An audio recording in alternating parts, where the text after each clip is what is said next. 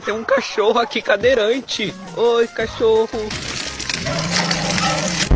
Gente, eu estou comendo coco e Pipoca tá querendo, mas ela só vai ganhar se falar eu amo. Fala, eu amo. Como?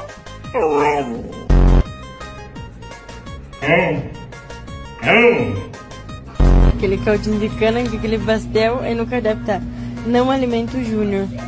Aí o Júnior aqui do lado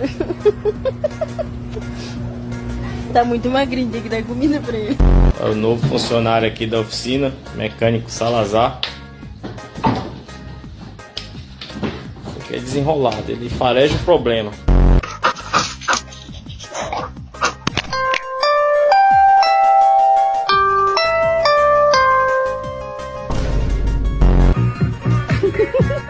Manda.